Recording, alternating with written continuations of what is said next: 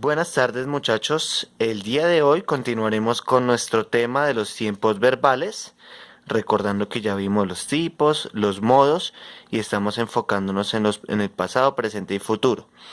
Las semanas anteriores hablamos de los tres pasados y la semana pasada específicamente hablábamos ya del presente continuo. Hoy hablaremos del presente perfecto. Es importante hacer un pequeño repaso porque he visto que hay muchas confusiones respecto al presente continuo y en ocasiones también al pasado continuo.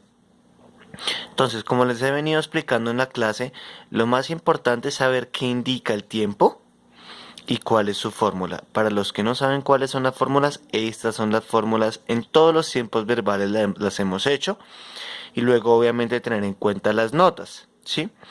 Del presente continuo tenemos dos factores importantes. El primero es saber que utilizamos el verbo to be en presente.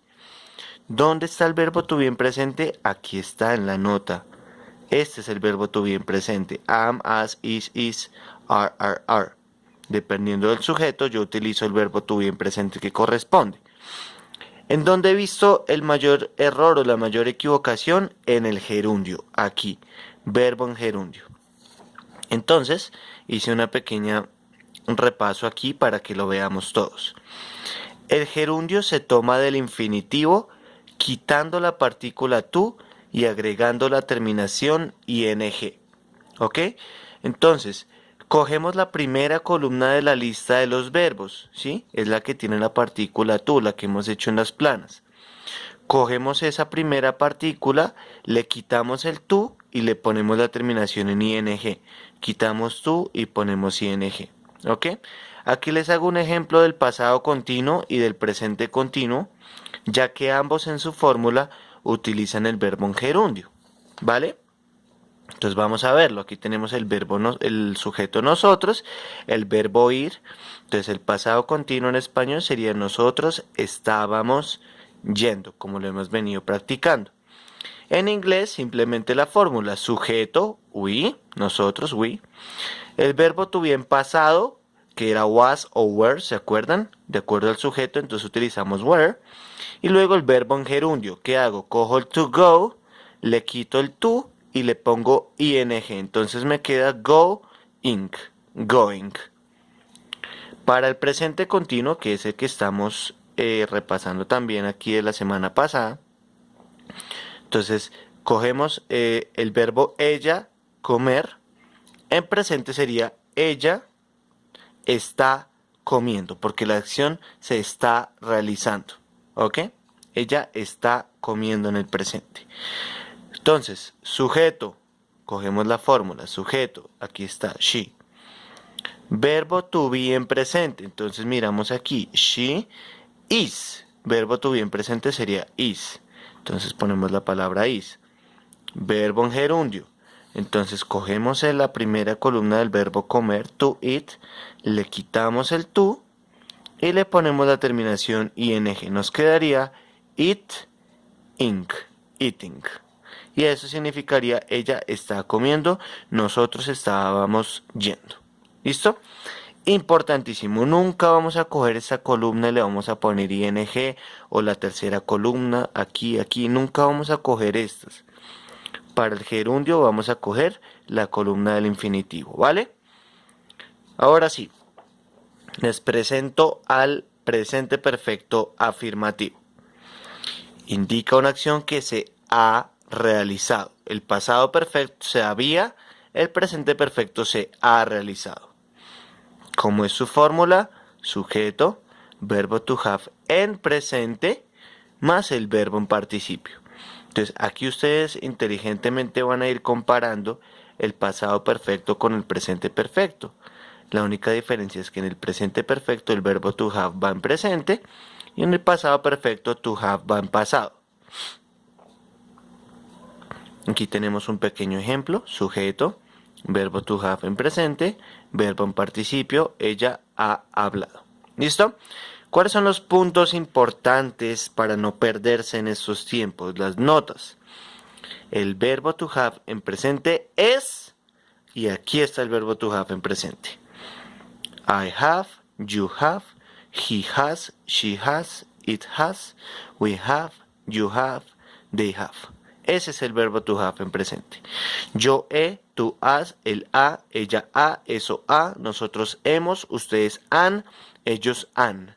Y luego coloco el verbo en participio. ¿Vale?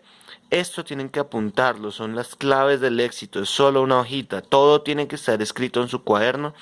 De todos los tiempos que hemos visto, todas las hojitas tienen que estar completas. Aquí tenemos las notas, la segunda nota.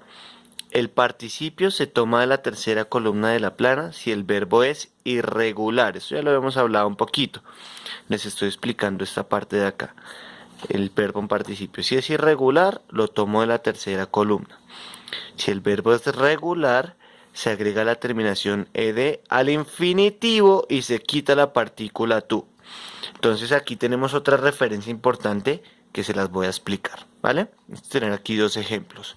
Uno con el verbo comer, que es un verbo irregular, y el otro con el verbo bailar, que es un verbo regular. ¿Listo? Entonces, ellos han comido sería ellos comer en presente perfecto sería ellos han comido. De acuerdo a lo que tenemos aquí, ellos han. El verbo comer, entonces ellos han comido. En inglés, sujeto, they, ellos se dice they. Utilizo el verbo to have en presente que corresponde, que sería they have.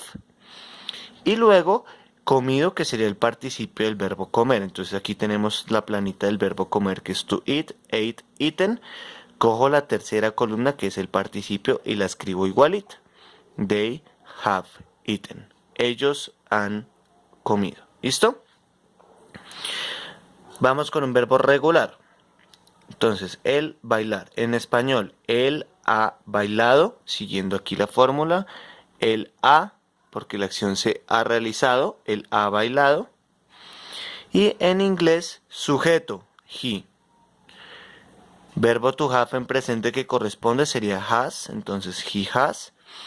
Y cogemos el infinitivo del verbo bailar, to dance, le quitamos el to y ponemos la terminación en ed. Quedaría danced.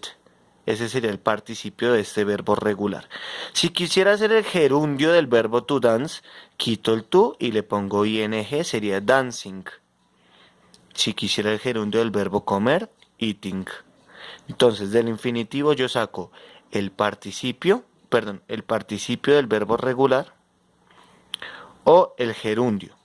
En este caso también, el participio pues aquí sí lo tenemos en la tercera columna, por eso lo tengo aquí, eaten. Si yo colocara eated con ed, esa palabra eated no existe, porque eso se aplica a los verbos regulares. Los irregulares ya tienen su participio aquí escrito, entonces no tenemos que inventarlo, ¿vale? Muchachos, estos videos son muy importantes. Ya con el día de hoy completaríamos los presentes, solo nos faltarían los dos futuros. Entonces espero que les haya ayudado mucho, que les guste y nos vemos esta semanita en las clases. Bueno, muchas gracias.